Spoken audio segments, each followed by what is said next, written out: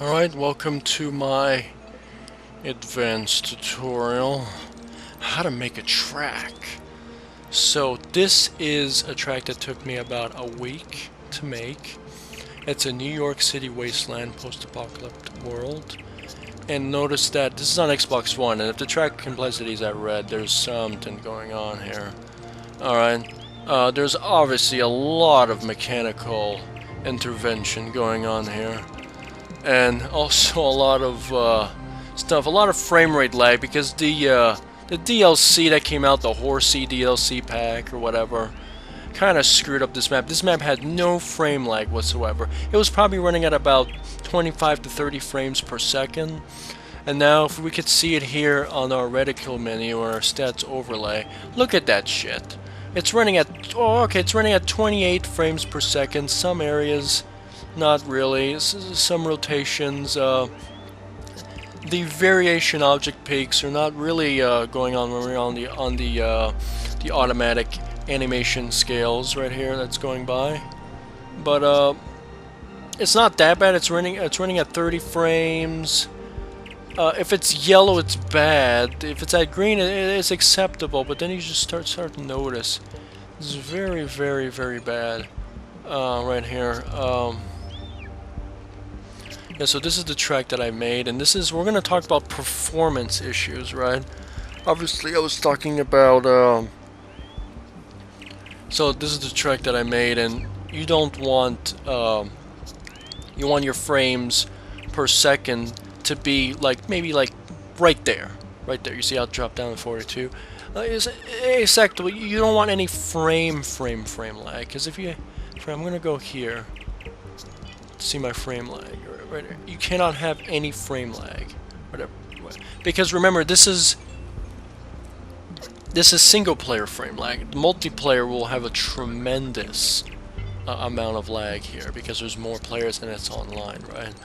So this is a beautiful map that I've made, but obviously I had some frame rate drop problems with the map, and there's also a physics event going on here, an object triggering an event right here.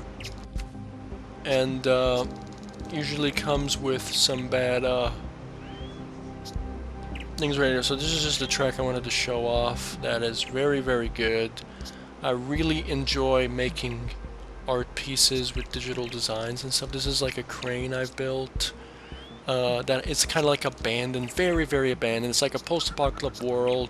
Humans never lived here for hundreds of years. And look how the buildings become, the plans start going to the top and stuff. My frame rate is really, really bad. This is like mech parts, like mech machinery. It's supposed to be based off Enslaved in New York, Greeny area. I got this theme from. So it's a theme-based map. It's a fan art based map that I made with Trials. It's really, really good. You guys could go try it. New York WasteLand. But just tips on peak performance. That's how it is. So this is how you check your overlay stats report. We can shut that off. You can hide connectors. Means the connectors will no longer be on the map. That's a bad idea. You always should show them on what you're connecting to. Object finder. There's probably like 25,000 objects on this map. I don't even want to see how many objects are on that map. You could go to your editor settings. Basically, you could turn the map on and off. You can do cursor sensitivity settings, rotation, snap X, Y, and Z, snap distances, and more different mechanical settings and stuff like that. You could also go to settings and adjust the game options to adjust some settings in your room by turning off music. If you don't like the music, you can turn it off. You just want sound effects on for a sound effect test.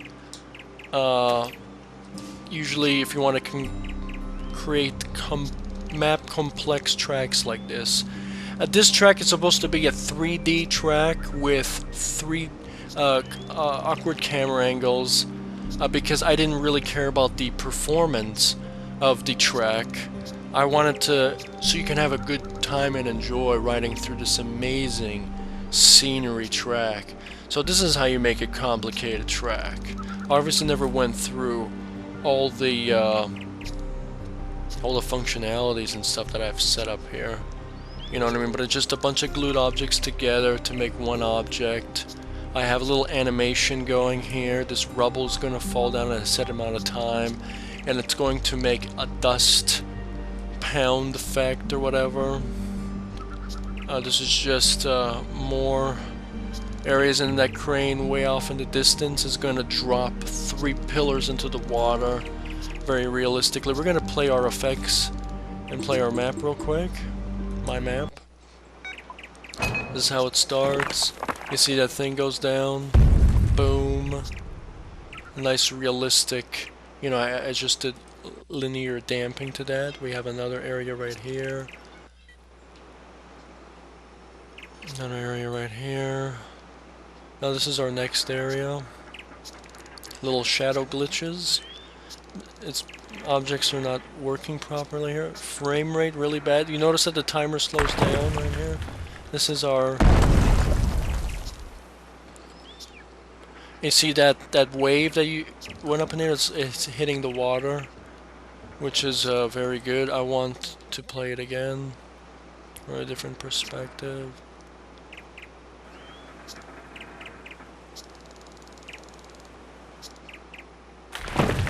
You see? Really well done. Alright, and that's pretty much my New York wasteland, man. Hope you guys like to enjoy this video. I may make a tutorial on how to make a track. I'm going to make The Last of Us on Trials again. The Last of Us was one of my favorite maps. Right, I have 2 on 360 and 1 on the Xbox One. I'm going to make The Last of Us Part 4. I'm probably going to make a tutorial on how to make it. It's going to be kind of a short track, I can't say. If you really want me to make how to make a professional track tutorial, that's really going to take a good, like, 16 hours or longer per video. It's going to be overwhelming. That's why people don't make these type of tutorials. I can make one for you guys if you want in the near future. You know what? I will make one. But it's going to be a very long video, and now you know why people don't upload tutorials, because it takes a while. Trials is almost close to industry standard. It's 2D.5, but it can be 3D. It's just not developed enough for that yet. Remember, it's just basic, not close to industry standard yet, but it's close. So that's why I like the Trials editor, because it's like assets already made for you in the game, assets and functionalities already pre-made for you, so you can go in and start making your track. If I go into the Cry engine or the Unreal engine, I have to make my own assets, I have to make my own functionalities, I have to code and script my own functionalities. Meaning that I have to create everything from scratch. Sound effects and Trials, everything is already pre-made for you for a user-created content experience. So meaning that it's already there for me. So the only thing that I'm doing is I'm grabbing these separate pieces and stuff and making tracks out of it at the end of the day. It's beautiful art masterpieces, but I didn't make the assets, I didn't make the sound effects, I didn't make the music, I didn't make that. But so it's still free for me to use, but it's not great, you know what I mean? But it's still great, you know what I mean? It's just a different way of making a video game, right? Somebody else makes your assets, somebody else makes it, and you just lay them out according to what you want, right? Most companies do that and most don't.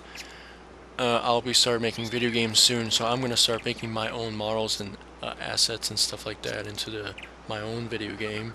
But until that day comes, I will always love Trials. So people that love Trials, rate, comment, like this video and subscribe, and this is the making of one of my greatest masterpieces. So thank you guys for watching, and have fun making Trials tracks.